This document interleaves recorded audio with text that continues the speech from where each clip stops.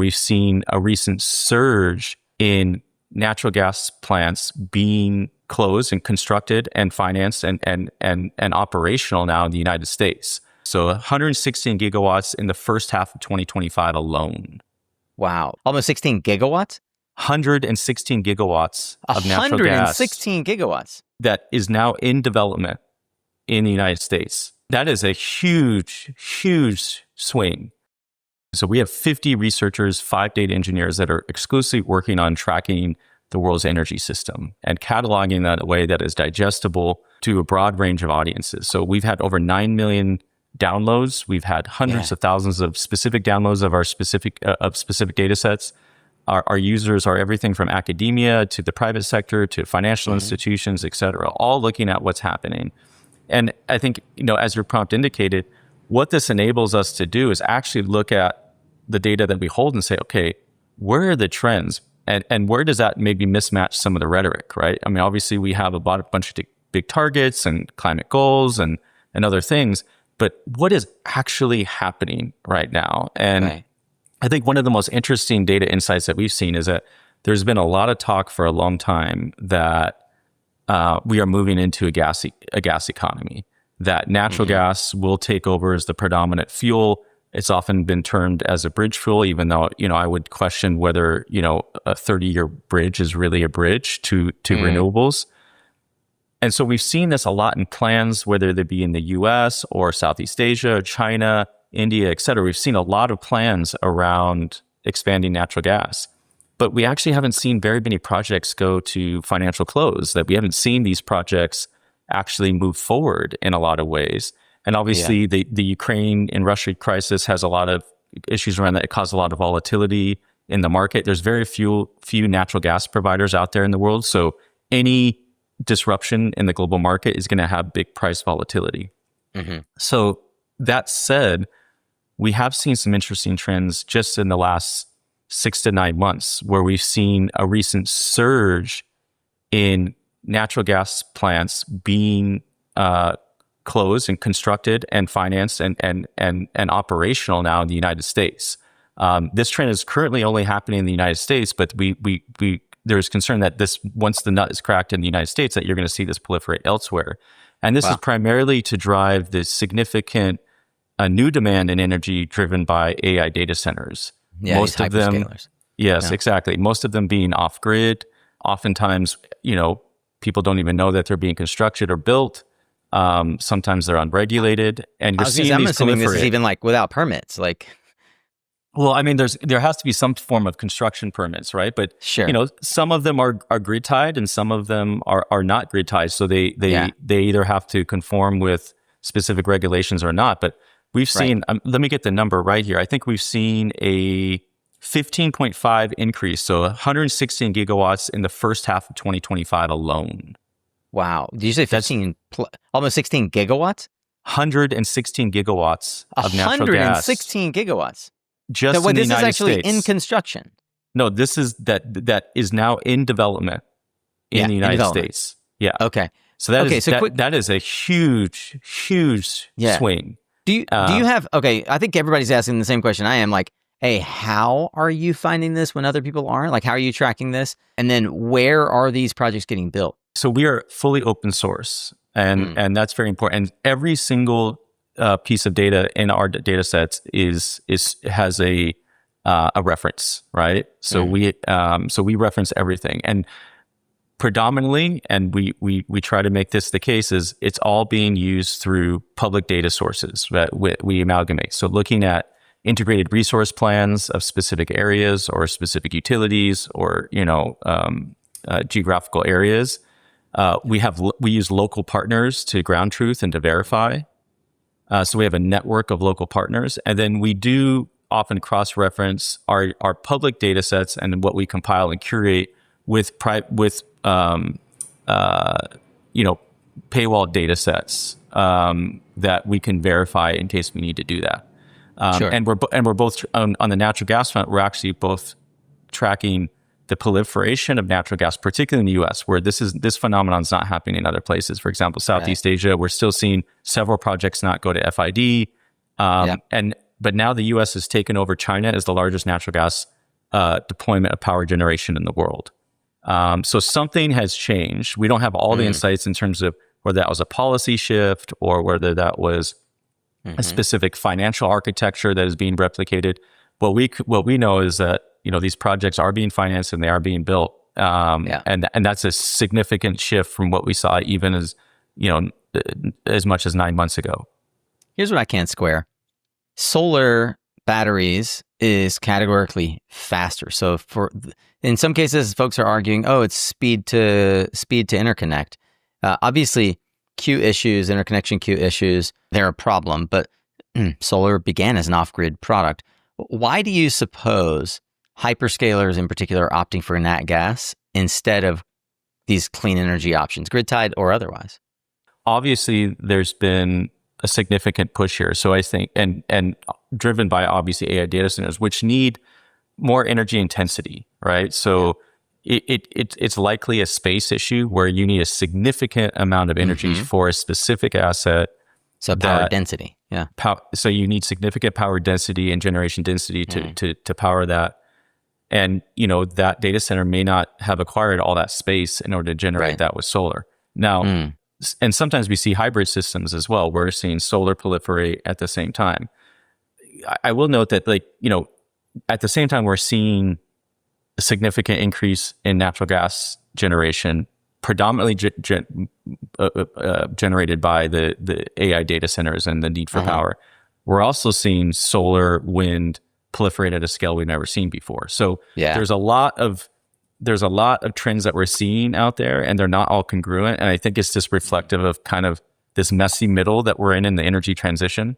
Are you able to track then, and you were referring to a huge surge in off-grid gas, predominantly around data center expansion. Are you able to track the load growth in terms of what's creating the load that we need to serve with these, both solar and nat gas products? So that is one area that we do not focus on, but we work with partner organizations. So what you're seeing in the climate space is a growing number of open data partners. And so traditionally these would be organizations like Ember, Climate Trace, Open Energy Transitions. These are organizations that all are operating in this climate and open data space at a time when data is becoming less accessible, right? Governments around the world are making energy data less accessible. Companies are using AI and other forms to create proprietary data. So there's two movements here. There's the climate movement and the open data movement, and they're coming together. And another organization focuses on load growth and what's generating that. Open energy transition focuses on the grid infrastructure related to that. And so they often can come to us and say, oh, we have a transmission line going and a distribution line coming from a power source that's not in your data set. So we're tracking the grid infrastructure. There's got to be a generating asset at the end of that, and then we can use satellite imagery and start to correlate that, working as a coalition, as a community, to really map the entire energy infrastructure. So I'm going to back up again and then just reestablish for folks, if they missed it like I did, the sandbox that Global Energy Monitor plays in, and then I want you to, within that sandbox, maybe point to what trackers can listeners click on right now to verify the data that you are bringing up here about the off-grid gas plants, for example. We specifically are only tracking asset level generation infrastructure, right? So this is like a coal plant or a gas plant. So we are not tracking what's driving the load growth around that. We're not tracking the transmission distribution that would be coming from that. And we're also not necessarily tracking the emissions coming from that. We're correlating what the emissions can be coming from the specific generation side, and then using Climate Trace and other data sets that are looking at satellite imagery to verify and to build out that comprehensive database. Yeah. So coal, nat gas, are you tracking renewables like hydro, wind, solar, et cetera? Yeah, sorry, I missed that. So if you go to our website, and we are revamping this right now because it's a bit old school, but you can see on our landing page, our homepage is every single tracker that we have. So everything from natural gas financing, coal plants, coal mines, which are actually emitting a lot of methane, solar, wind, hydro, biofuels, geothermal, nuclear, industry applications, chemicals, cement. Oh, there you got it up There you right go. there. Just show anybody who's watching on YouTube. I'm just kind of going through and looking at their website now.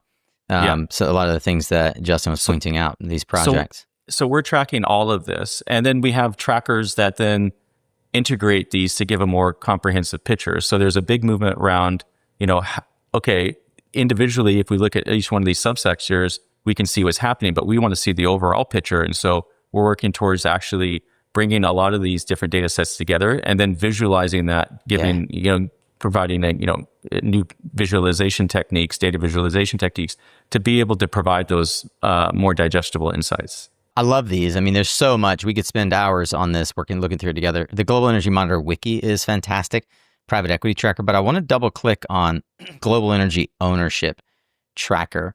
This sort of maps the ownership webs of these assets. What's something that you've learned about who really controls these assets that purely capacity chart oriented data totally misses? Yeah. So obviously we want to track the financial flows, like who's financing these things, these new assets, and then actually who owns them. And what we often see at the first glance, there's a company that, nominally would own this asset, but often that's a shell company or not the true owner of the asset. And so what we do is we use that tracker to actually go through and derive who the specific, parent owner is that is investing in these projects, and then be able to shed light on that. We're also doing that with private equity. Where is private equity going to invest in fossil fuels, and what are the correlating health implications of private equity, which is often not regulated or tracked on the public, and which is never really factored in. I haven't talked about kind of like what are the conversations like internally, but I'm betting if you're like me and you're curious, you would have sat down with your analysts and said, like, what's something that we've uncovered that like changes the way you think about the energy transition? Is there anything in particular with regards to that ownership web that really fundamentally turns the concept on its head about the way we think about the transition and who owns it, who benefits from it? What's really interesting insight that we've seen, and this may change, right? I mean, nothing here is static, right? This is a dynamic environment, is that a lot of the natural gas development overseas is being pushed by the private sector. There was a lot of concern that, Exim banks, so basically export banks, Japan, obviously all these different countries have their export banks, were subsidizing or providing concessional finance in order to facilitate natural gas development, particularly those that have natural gas as a natural resource. In order to get into these new markets, right, and de-risk these projects in order for them to go forward. But what we're actually seeing is that we do not see a lot of Exim or export finance bank financing going into these projects right now. That is not what's driving them. It is actually not as much around foreign policy push that I think a lot of people thought about, particularly coming from the major natural gas providers. Is actually more private sector led. Now, again, that is a snapshot in time, but that was something that was very surprising for a lot in the climate community, given that, the hypothesis going in is that, certain countries are incentivizing natural gas development overseas through innovative financial instruments that address the risks in these markets, which, at least today we can say is not actually the full picture. You've spent a lot of time outside of the U.S. market, obviously highlighting here some of the ways that international markets are being developed. And one of the things that surprised me in our conversation in the lead up to this interview is some data or stat that you said to me. By 2050, 70% of emissions will come from the global south. The irony here is that it's also one of the areas where renewables is being built the fastest. What are we missing about outside of the North America-centric sort of power dynamic? What are we missing about the global south that really we should be talking about as it pertains to the transition and reducing global emissions, not just the American emissions? Yeah, I mean, this is really interesting. Earlier I talked about the fact that we're really in this messy middle of the energy transition where there's still a significant amount of fossil fuel development happening. But at the same time, there's a huge amount of renewables. So, I mean, just to give a couple of numbers to bring this into light. So investment in renewable energy technologies in this year alone is forecasted to be at 2.2 trillion. Conversely, in fossil fuels, and this is globally, 1.1 trillion. So you're seeing double the amount of investment in clean energy than you are in fossil fuels. Yeah. Last year, global renewable operating capacity increased by 14% total. So we saw a 14% increase in renewables, and we also saw a 20% increase in projects in the pipeline, early construction. So significant movement. And we also saw coal being developed at the lowest rate it's ever been developed in our lifetime. Wow. But conversely, obviously, we have these competing trends. So in the global north, which has been predominantly flat in terms of energy demand for a few decades now, is starting to see a fairly rapid increase in demand, particularly in the United States, driven by AI data centers and other things. And unfortunately, at least in the United States, that's been predominantly met with natural gas. Obviously, the Ukraine-Russia war has had an impact on Europe and its fuel supply, which has caused a few different trends as well. And in the global south, that's where all the new energy growth is going to be coming from, as the world's largest population by hemisphere starts to increase their standard of living. And so really that is the area where you don't have to focus on decommissioning. It's about what new stuff are we going to build? Is it going to be locking into fossil fuels, or is it going to be pursuing renewable energy?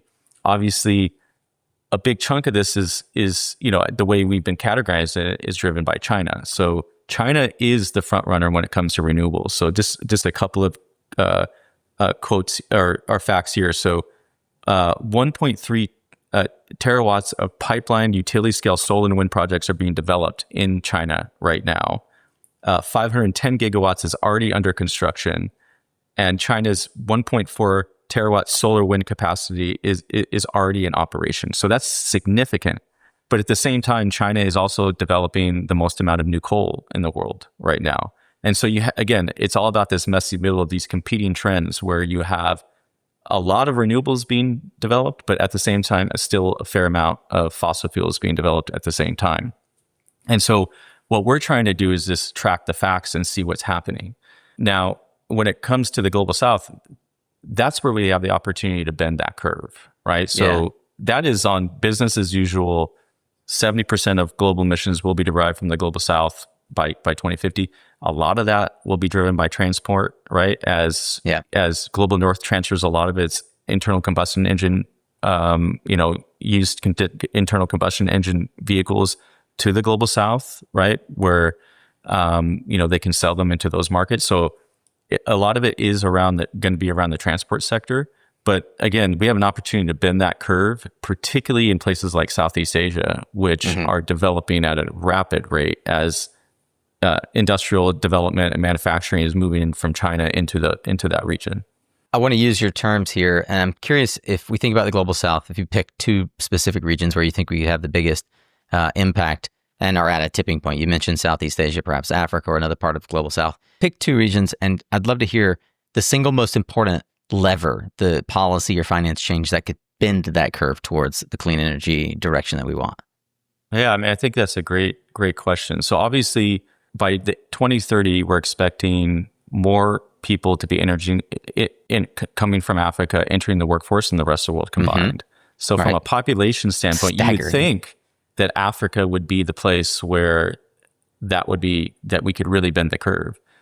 Unfortunately, energy density is still pretty low. And so we still haven't seen that develop.